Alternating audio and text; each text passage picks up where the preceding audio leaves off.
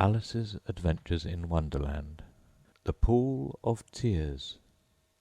"Curiouser and curiouser!" cried Alice. She was so much surprised that for the moment she quite forgot how to speak good English. "Now I'm opening out like the largest telescope that ever was. Good-bye, feet!" For when she looked down at her feet, they seemed to be almost out of sight. They were getting so far off. "Oh, my poor little feet! I wonder who will put on your shoes and stockings for you now, dears. I'm sure I shan't be able. I shall be a great deal too far off to trouble myself about you. You must manage the best way you can.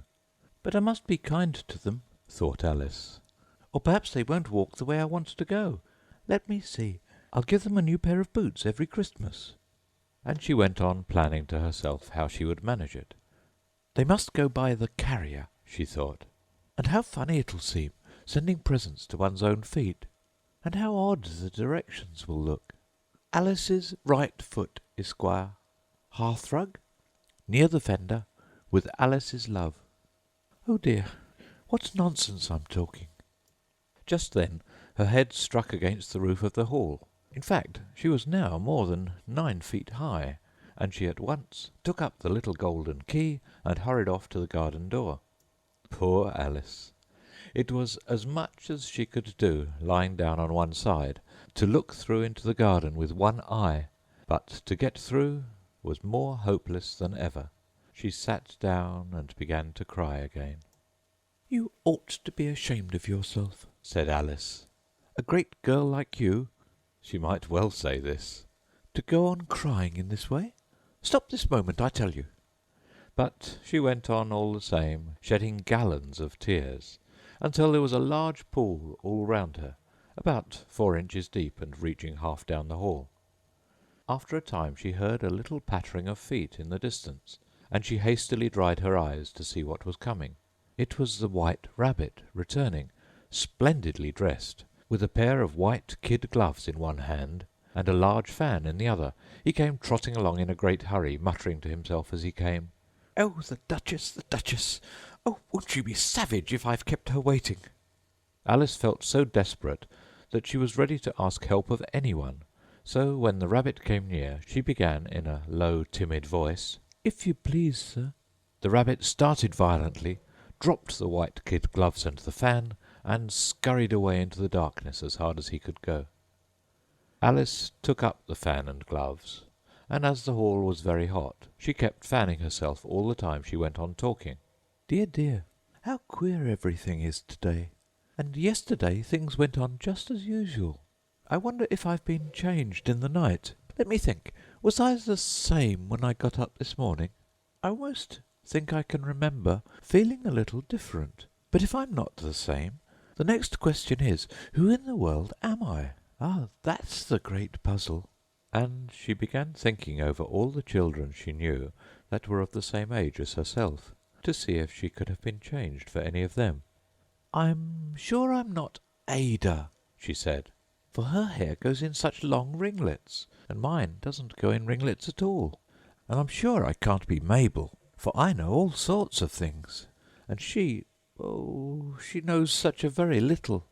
Besides, she's she, and I'm I, and, oh dear, how puzzling it all is. I'll try if I know all the things I used to know. Let me see. 4 times 5 is 12, and 4 times 6 is 13, and 4 times 7 is... Oh dear, I shall never get to 20 at that rate. However, the multiplication table doesn't signify. Let's try geography. London is the capital of Paris, and Paris is the capital of Rome, and Rome... No, that's all wrong, I'm certain. I must have been changed for Mabel. I'll try and say, how doth the little?" And she crossed her hands on her lap, as if she were saying lessons, and began to repeat it. But her voice sounded hoarse and strange, and the words did not come the same as they used to do. "How doth the little crocodile improve his shining tail, and pour the waters of the Nile on every golden scale? How cheerfully he seems to grin, how neatly spread his claws, and welcome little fishes in with gently smiling jaws."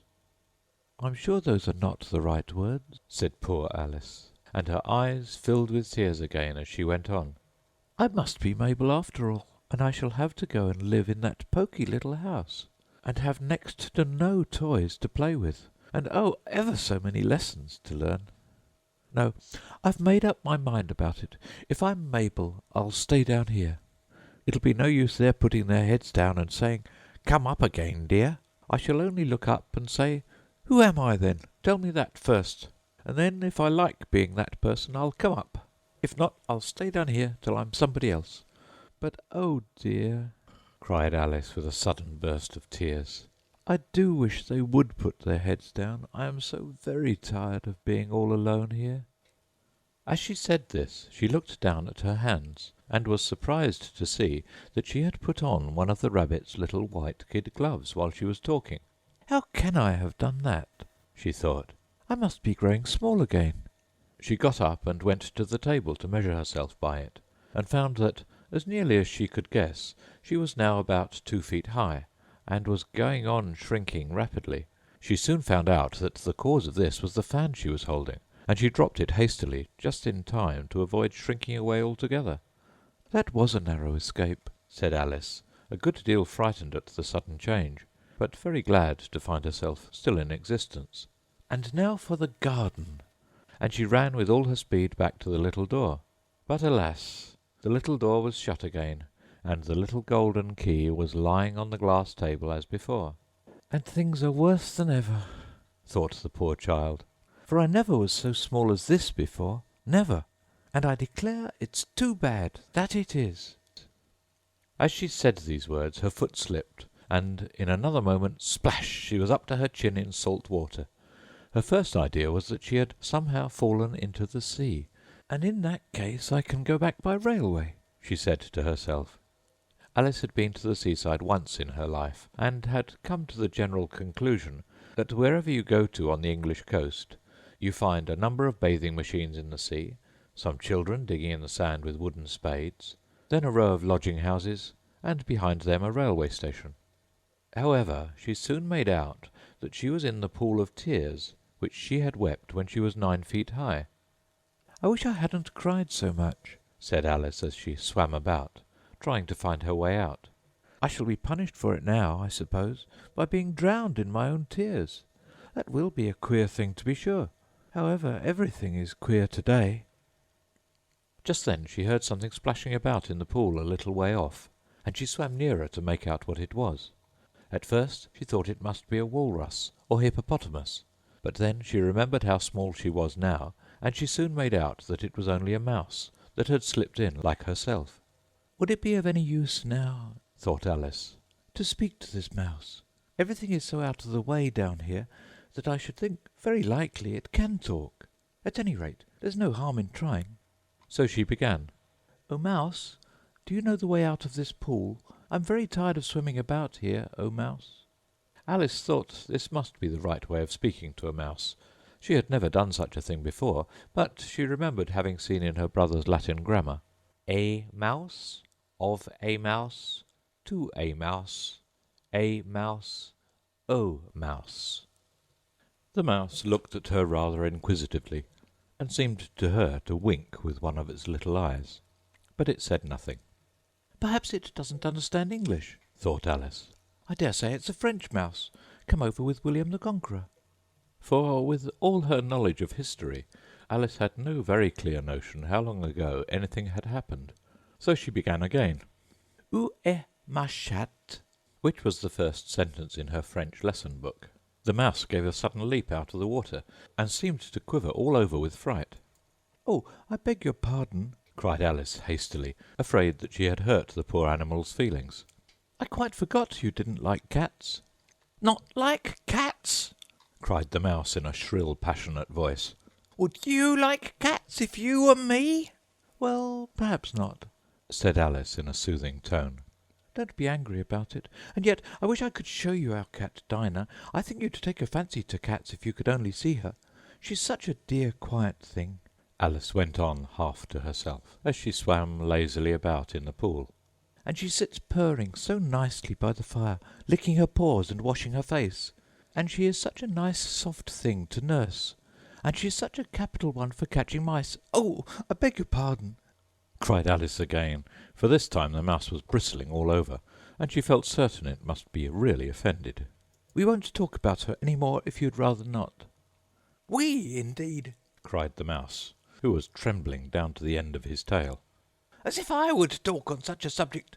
Our family always hated cats. Nasty, low, vulgar things. Don't let me hear that name again.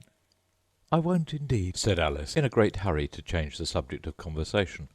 Are you fond of dogs? The mouse did not answer, so Alice went on eagerly. There is such a nice little dog near our house I should like to show you. A little bright-eyed terrier, you know, with such long curly brown hair. And it'll fetch things when you throw them, and it'll sit up and beg for its dinner, and all sorts of things. I can't remember half of them. And it belongs to a farmer, you know, and he says it's so useful it's worth £100. He says it kills all the rats, and... Oh, dear, cried Alice in a sorrowful tone. I'm afraid I've offended it again. For the mouse was swimming away from her as hard as it could go, and making quite a commotion in the pool as it went. So she called softly after it, Mouse, dear, do come back again, and we won't talk about cats or dogs either, if you don't like them. When the mouse heard this, it turned round and swam slowly back to her. Its face was quite pale, with passion, Alice thought, and it said in a low, trembling voice, Let us get to the shore, and then I'll tell you my history, and you'll understand why it is I hate cats and dogs. It was high time to go, for the pool was getting quite crowded with the birds and animals that had fallen into it. There were a duck, and a dodo, a lory, and an eaglet, and several other curious creatures. Alice led the way, and the whole party swam to the shore. End of Chapter 2 of Alice's Adventures in Wonderland.